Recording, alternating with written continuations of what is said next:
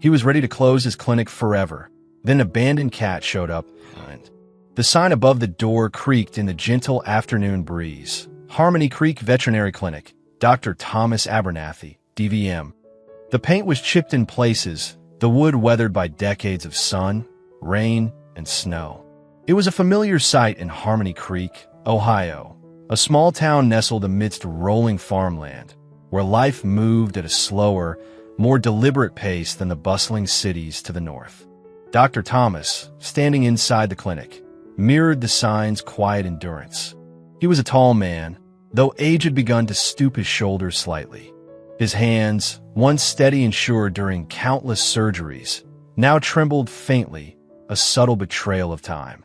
His hair, once a thick, sandy brown, was now mostly silver, thinning at the crown. His eyes, a kind, faded blue, held the accumulated wisdom of over 40 years spent tending to the creatures of Harmony Creek. The clinic itself was a reflection of its owner, comfortable, well-worn, and filled with the lingering scent of antiseptic and animal fur. Framed photographs lined the walls, a silent gallery of patients past. Grinning dogs, regal cats, stoic horses, even a surprisingly photogenic hamster. Each picture held a story, a memory of a life touched, healed, or sometimes, sadly, lost. Dr. Thomas ran a hand over the smooth surface of his worn oak desk.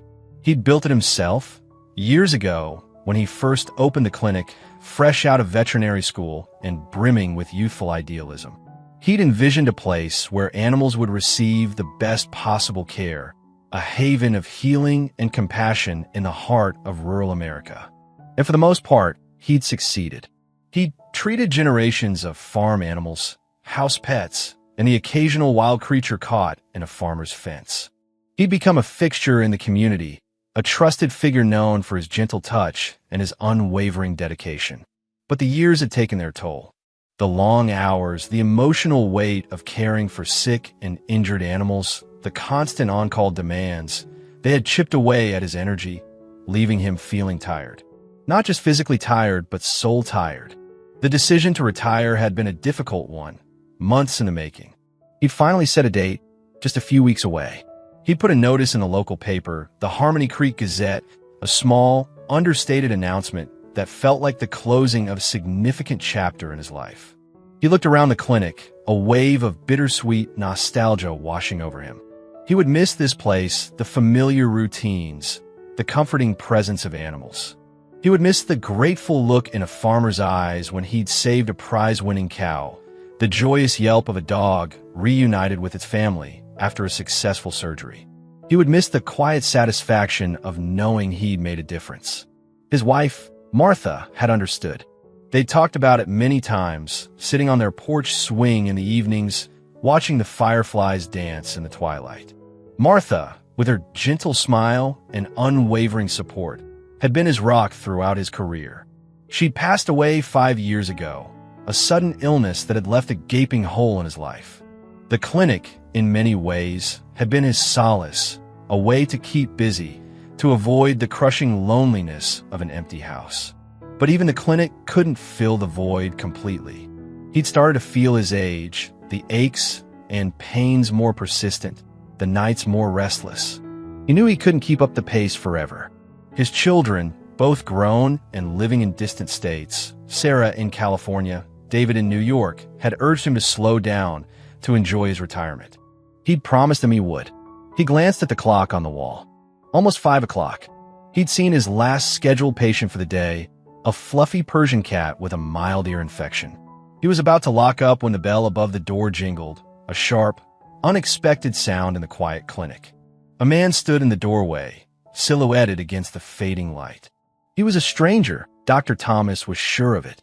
He was younger, perhaps in his late 30s, with a weary, almost defeated expression.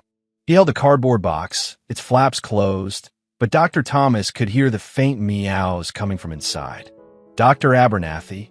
the man asked, his voice hesitant. "Yes," Dr. Thomas replied, his professional instincts kicking in. "What can I do for you?" The man shifted uncomfortably. "I found this cat. Abandoned, near the old mill." I can't keep it. I'm not moving. And my landlord, he trailed off, his voice thick with unspoken difficulties. Dr. Thomas sighed inwardly. This was the last thing he needed. He was trying to wind down, to close the clinic, not take on new patients, especially not strays. He was about to politely decline, to suggest the man take the cat to the county animal shelter, but then the man opened the box slightly, and Dr. Thomas saw it. It was a small, skinny cat, its fur matted and unkempt. Its eyes, a striking amber color, were wide and filled with a mixture of fear and exhaustion. It huddled in the corner of the box, trembling slightly. It looked utterly lost and alone. The man continued, his voice pleading. I know you're closing soon. I read it in the paper. But I didn't know what else to do. If I take it to the shelter, they're overcrowded. It's a long shot, I know. But I was hoping. Dr. Thomas looked at the cat again. He saw the vulnerability, the desperation in its eyes. He saw a reflection of his own loneliness, his own weariness. He thought of all the animals he'd helped over the years, the countless lives he'd touched. He thought of Martha and her unwavering belief in his compassion. He couldn't turn away. Not this time. All right, he said, his voice softer now. Let's have a look at him. He gestured for the man to bring the box inside.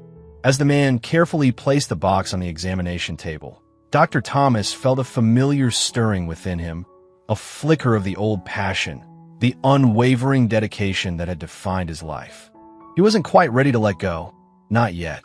The man stepped back, relief evident on his face. Thank you, doctor. Thank you so much. He hesitated, then added, I don't even know its name. He then hurried out of the clinic. Dr. Thomas opened the box completely. The cat remained huddled in the corner, watching him warily. He reached out a hand slowly, speaking in a low, soothing voice. Hello there, little one, he murmured. It's all right. You're safe now. He gently stroked the cat's head. The fur was rough and dirty, but he could feel the delicate bones beneath. The cat flinched at first, then, surprisingly, leaned into his touch, a faint purr rumbling in its chest. Dr. Thomas examined the cat carefully. He was definitely malnourished, and he had a few minor scrapes and bruises, but otherwise he seemed to be in relatively good health, considering his circumstances. He was probably a young adult, maybe a year or two old. As he worked, he thought about what to name him. He wanted something that reflected his resilience, his ability to survive despite the odds. Rusty, he said softly, testing the name. How about Rusty? For your beautiful, albeit a little rough around the edges, coat. The cat blinked, as if considering the name. Then, he let out a soft meow, a sound that seemed to carry a hint of acceptance. Dr. Thomas smiled. It was a small, tired smile, but it was genuine. He had a feeling that Rusty, this unexpected arrival, was going to change things. He just didn't know how much. The first few days were a delicate dance of cautious observation and hesitant interaction. Rusty, true to his name, was wary and reserved.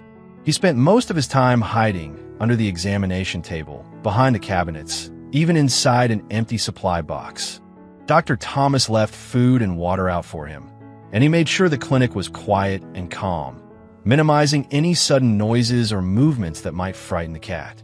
He spoke to Rusty often, his voice a low, soothing rumble that filled the quiet spaces of the clinic. He told him about his day, about the animals he'd seen, about Martha and the life they'd shared.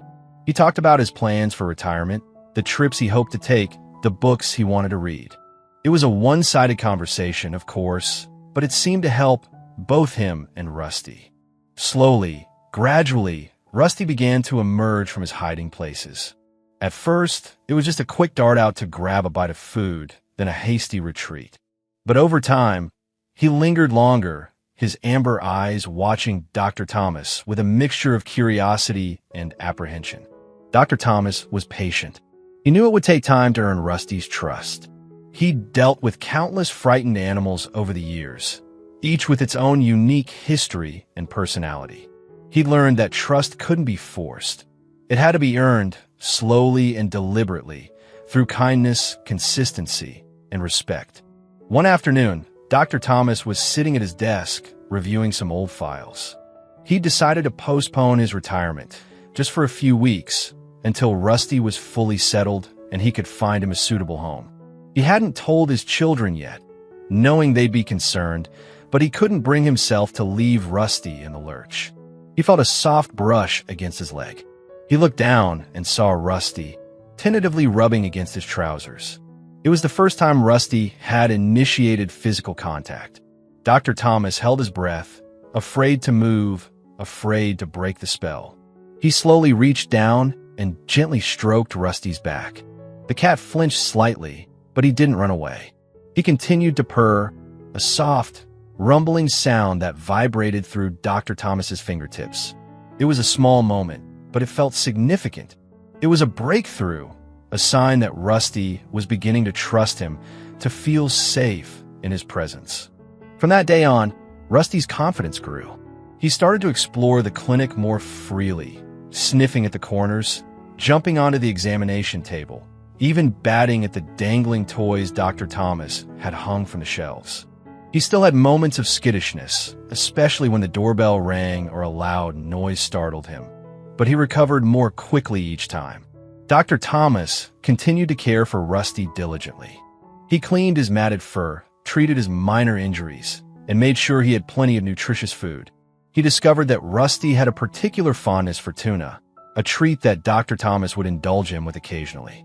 In the evenings, after the clinic was closed, Dr. Thomas would often sit in his old armchair by the window, reading a book or listening to the radio.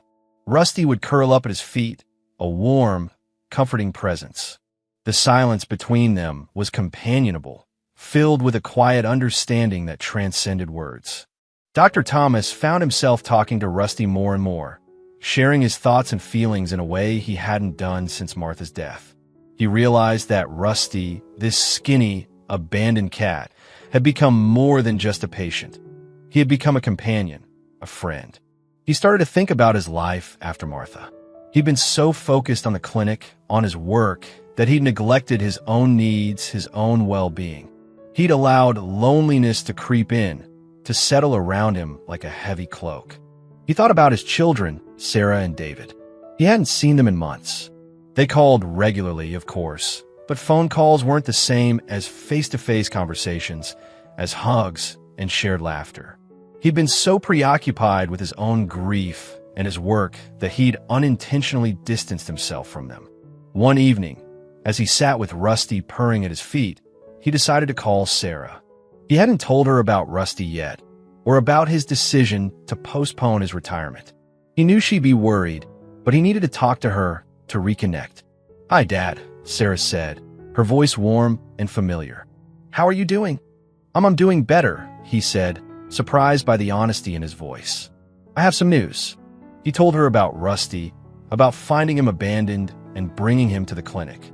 He explained his decision to stay on a little longer to help Rusty recover. Sarah listened patiently, without interruption. When he was finished, she said, "Dad, I'm so glad. I was worried about you, being all alone there. It sounds like Rusty is good for you, and you're good for him." Her words were a balm to his soul.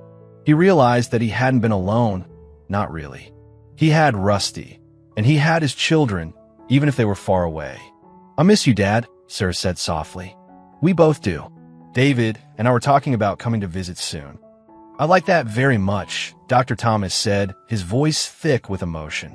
He hung up the phone feeling lighter than he had in years. He looked down at Rusty, who was now curled up asleep in his lap. He gently stroked the cat's soft fur, feeling a deep sense of gratitude for this unexpected companionship, this second chance at connection. He knew that the road ahead wouldn't be easy, but he also knew that he wasn't alone. He had Rusty, and that made all the difference.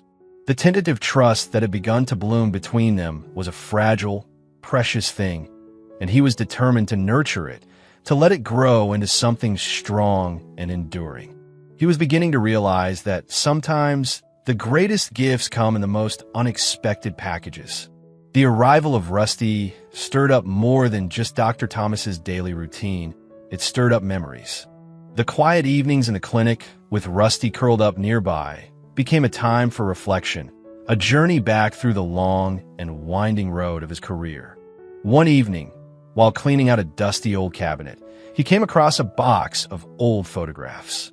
He hadn't looked at them in years, not since Martha had passed. He sat down at his desk, Rusty jumping up beside him, and began to sort through them. There were pictures of him as a young man, fresh out of veterinary school, his eyes bright with idealism. There were pictures of Martha, her radiant smile lighting up every image.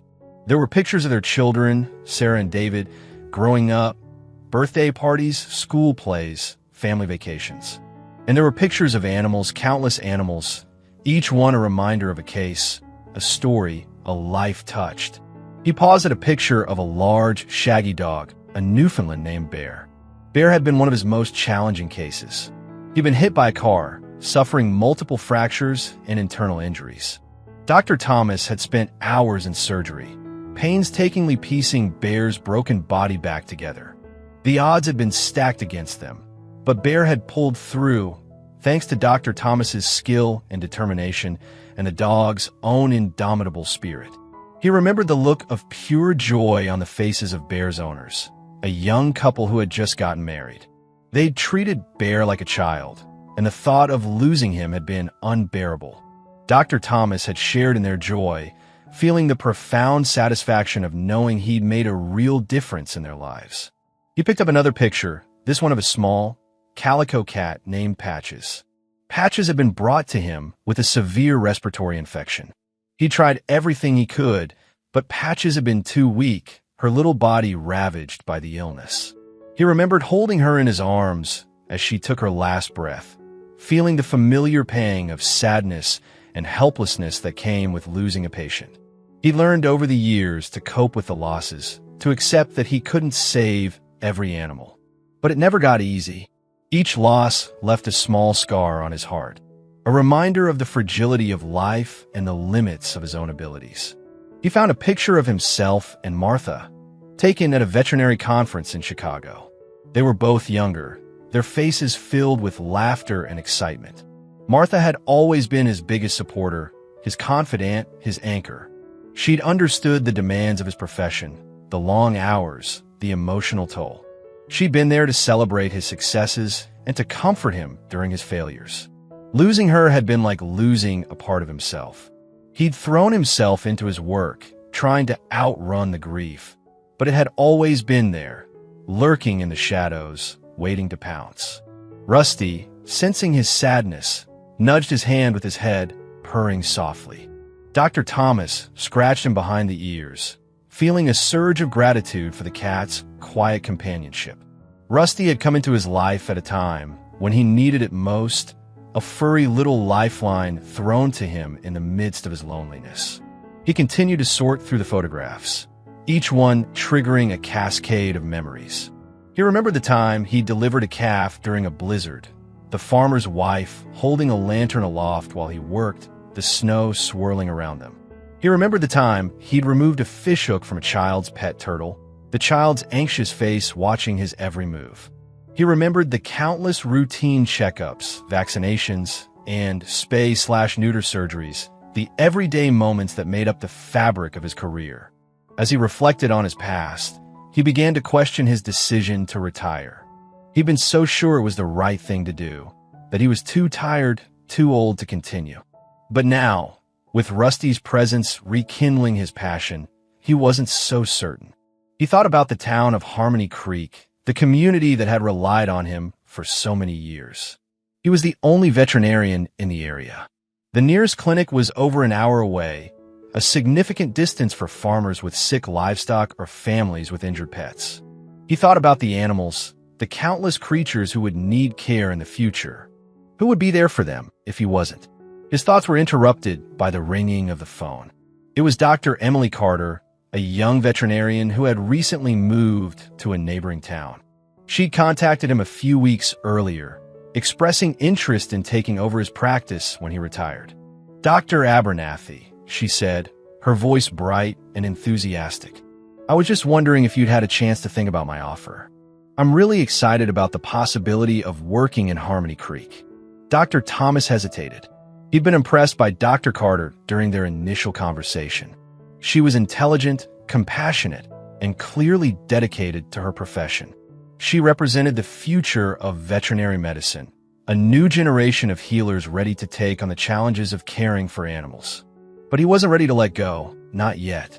He still felt a strong connection to his practice, to his community, to the animals he'd sworn to protect. "Dr. Carter," he said slowly, "I appreciate your interest, I really do. But I've had a change of heart. I'm not quite ready to retire just yet." He could hear the surprise in her voice. "Oh," she said, a hint of disappointment creeping in. "I understand. It's a big decision. I've had an unexpected addition to my household," he explained, telling her about Rusty. "And it's made me realize that I still have something to offer." "I see," Dr. Carter said. "Well, if you change your mind, please let me know. I'd still be interested." "I will," Dr. Thomas said. "Thank you for understanding." He hung up the phone, feeling a mixture of relief and uncertainty. He knew he'd made the right decision, at least for now, but he also knew that he couldn't postpone retirement forever. He needed to find a way to balance his desire to continue working with the realities of his age and his own well-being. He looked at Rusty, who was now curled up asleep on the desk, his purr a soft, rhythmic hum. He reached out and gently stroked the cat's fur, feeling a deep sense of connection to this small, resilient creature. "We'll figure it out, Rusty," he murmured. "We'll figure it out together." He knew that the future was uncertain, but he also knew that he wasn't alone. He had Rusty, and he had the memories of a life well lived, a career dedicated to healing and compassion. And that, he realized, was a legacy worth preserving for as long as he possibly could. The echoes of the past had reminded him of his purpose, and he was determined to continue answering the call, even if it was just for a little while longer. The storm rolled in with the fury of a wounded beast, a late summer tempest that lashed Harmony Creek with wind and rain. Dr. Thomas had seen many storms in his time, but this one felt different, more ominous. The wind howled like a banshee, rattling the windows of the clinic and shaking the old building to its foundations. The rain came down in sheets, blurring the world outside into a gray, watery mess. Rusty, usually calm and collected, was agitated. He paced restlessly around the clinic, his tail twitching, his ears flattened against his head. He kept running to the window, peering out into the storm, letting out anxious meows. Dr. Thomas tried to soothe him, but he was feeling uneasy himself. He had a bad feeling about this storm, a sense of foreboding that he couldn't shake. The phone rang, shattering the tense silence. It was Farmer Johnson, his voice strained and frantic. "Dr. Abernathy, my barn, the roof, it's collapsing. My cows, they're trapped." Dr. Thomas's heart sank. Farmer Johnson's farm was on the outskirts of town, in a low-lying area prone to flooding. He knew the situation was dire. "I'm on my way, John," he said, his voice firm despite the tremor in his hands. "Stay where you are. I'll be there as soon as I can." He hung up the phone and turned to Rusty. "I have to go," he said, his voice urgent. "Stay here, stay safe. I'll be back as soon as I can." He grabbed his emergency kit, a well-worn bag filled with medical supplies, and headed out into the storm. The drive to Farmer Johnson's farm was treacherous. The roads were flooded, visibility was near zero, and the wind buffeted his old truck, threatening to push him off the road. He gripped the steering wheel tightly, his knuckles white, his eyes straining to see through the downpour. When he finally arrived at the farm, the scene that greeted him was one of chaos and destruction. The roof of the barn had indeed collapsed, a mangled mess of wood and metal. He could hear the terrified bellows of the trapped cows, a sound that sent a chill down his spine. Farmer Johnson was standing near the wreckage, his face pale and streaked with rain. He was surrounded by several other farmers, neighbors who had come to help. "Dr. Abernathy, thank God you're here," Farmer Johnson cried, his voice hoarse with desperation. "We can't get them out. The roof, it's too heavy." Dr. Thomas quickly assessed the situation.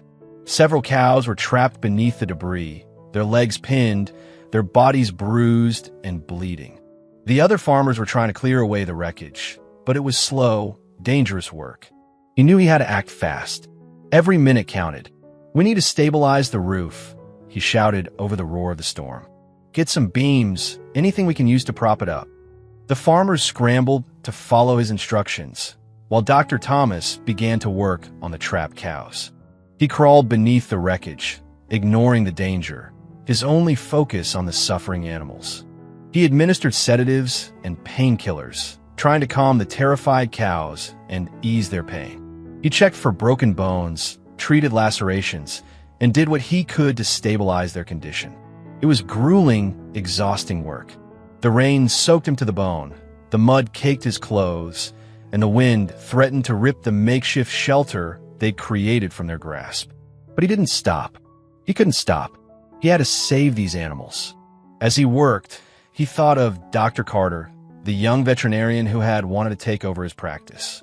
He wished she were here, with her fresh energy and her up-to-date knowledge. He was starting to feel his age, the physical strain taking its toll. Suddenly, a loud crack echoed through the air. A section of the roof shifted, threatening to collapse completely. "Get out," someone shouted. "It's going to give way." Dr. Thomas looked up, his heart pounding. He was trapped, along with 2 of the cows. He knew he had to get out, but he couldn't leave the animals behind. He made a split-second decision. He grabbed a rope and quickly tied it around the legs of one of the cows. He then scrambled out from under the wreckage, just as the roof came crashing down. He pulled on the rope with all his might, dragging the cow to safety. He then went back for the other one, repeating the process. He managed to get both cows out just in time. He collapsed onto the muddy ground, exhausted and breathless, his body aching. The other farmers rushed to his side, their faces filled with relief and admiration. "You saved them, Doc," Farmer Johnson said, clapping him on the back. "You saved them all." Dr. Thomas looked at the rescued cows, now huddled together, their eyes still wide with fear, but alive. He felt a surge of satisfaction, a sense of accomplishment that washed away his exhaustion. He had done it. He had faced the storm, both literally and metaphorically, and he had emerged victorious. But the victory was short-lived. As he stood up, a sharp pain shot through his chest. He gasped, clutching his chest, his vision blurring. He stumbled, his legs giving way beneath him. He felt himself falling, the world spinning around him. The last thing he saw was the concerned faces of the farmers, their voices calling his name, fading into the distance. Then, everything went black. Dr. Thomas woke up in a hospital bed, the sterile white walls and the rhythmic beeping of machines a stark contrast to the chaos of the storm. He felt weak and disoriented, his body aching, his head throbbing. He saw a blurry figure sitting beside his bed. As his vision cleared, he recognized Sarah, his daughter. Her eyes were red-rimmed, her face etched with worry. "Dad," she said, her voice choked with emotion. "You're awake. Thank God." He tried to speak, but his throat was dry and scratchy. "Sarah, what happened?" "You had a heart attack, Dad," she said, her voice trembling. "They said it was serious." He slowly pieced together the events of the previous night. The storm, the collapsing barn, the rescue of the cows, the sudden pain in his chest. "The cows," he whispered. "Are they all right?" "They're fine, Dad," Sarah said, squeezing his hand. "You saved them. Everyone's talking about it. You're a hero." He closed his eyes, a wave of relief washing over him. He'd done his job. He'd fulfilled his duty. He learned that the farmers had rushed him to the hospital, where he'd undergone emergency surgery. He'd been unconscious for several hours, his condition critical. David, his son, arrived the next day, flying in from New York.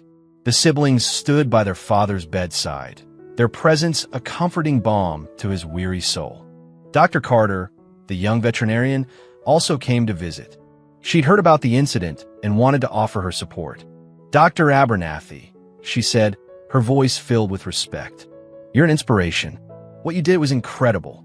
Dr. Thomas smiled weakly. "I just did what any veterinarian would do," he said. "No," Dr. Carter said, shaking her head. "You went above and beyond. You risked your own life to save those animals. That's something special." She paused, then added, "I know you said you weren't ready to retire, But if you ever change your mind, the offer still stands. I'd be honored to take over your practice." Dr. Thomas looked at his children, their faces etched with concern. He knew they were worried about him, about his health, about his future. He thought about Rusty, waiting for him back at the clinic. He imagined the cat pacing restlessly, wondering where he was. He realized that he couldn't keep going like this. He'd pushed himself too hard, ignored the warning signs. He'd been lucky this time, but he might not be so lucky next time. It was time. Time to let go, time to pass the torch, time to finally rest. He looked at Dr. Carter, his eyes filled with a mixture of sadness and acceptance. "Dr. Carter," he said, his voice stronger now, I think I'm ready to take you up on your offer." A smile spread across Dr. Carter's face. "I won't let you down, Dr. Abernathy," she said. "I promise." Over the next few days, Dr. Thomas began the process of transitioning his practice to Dr. Carter. He introduced her to his clients, shared his knowledge and experience, and gave her his blessing. He also made arrangements for Rusty. He knew he couldn't take him with him. His children lived in apartments that didn't allow pets. He considered several options, but none of them felt right. Then, one afternoon, Farmer Johnson came to visit him in the hospital. He brought with him a basket filled with fresh eggs and homemade jam, a token of his gratitude. "Doc," he said, his voice gruff but kind, "we owe you everything. You saved our livelihoods. You saved our animals. We want to do something for you." Dr. Thomas smiled. "You've already done enough, John," he said. "Just knowing the cows are safe is all the thanks I need." "No," Farmer Johnson insisted. "We want to do more. We heard about your cat, Rusty. We know you can't take him with you." He paused, then added, "My wife, Mary, she's always loved cats. We have a big farm, plenty of room for him to roam. We'd be honored to give Rusty a home." Dr. Thomas's eyes filled with tears. It was the perfect solution. Rusty would be loved and cared for. He'd have plenty of space to explore, and he'd be close enough for Dr. Thomas to visit. "John," he said, his voice choked with emotion, That's the most wonderful gift you could give me. Thank you." A few weeks later, Dr. Thomas was discharged from the hospital. He was still weak, but he was on the mend. He returned to the clinic, not to work, but to say goodbye. He walked through the familiar rooms, his hand brushing against the worn furniture, his eyes lingering on the photographs on the walls. He felt a pang of sadness, but it was mixed with a sense of peace and contentment. He had lived a full life, a life dedicated to healing and compassion. He had made a difference. He had left his mark on the world. Rusty greeted him with enthusiastic purrs and headbutts, as if sensing that this was a special occasion. Dr. Thomas picked him up and held him close, burying his face in his soft fur. "I'm going to miss you, old friend," he whispered. "But you're going to a good home. You'll be happy there." Farmer Johnson and his wife, Mary, arrived to pick up Rusty. Mary fell in love with the cat instantly, cradling him in her arms and cooing sweet nothings. Dr. Thomas watched them leave, a tear rolling down his cheek. It was a bittersweet moment, a goodbye filled with both sadness and hope. He then handed the keys to the clinic to Dr. Carter, a symbolic passing of the torch. "Take good care of them, Emily," he said, his voice filled with emotion. "Take good care of Harmony Creek." "I will, Dr. Abernathy," she said, her voice firm with conviction. "I promise." Dr. Thomas left the clinic for the last time, his steps slow but steady. He looked back at the sign above the door, the paint chipped and weathered, but the words still clear: Harmony Creek Veterinary Clinic. He smiled. It was the end of an era, but it was also the beginning of a new one. His legacy of love would live on, carried forward by Dr. Carter, by the farmers and families of Harmony Creek, and by a skinny, once abandoned cat named Rusty, who had found a home and a place in his heart forever. He went to live with his daughter, knowing that the animals of his town were in capable hands.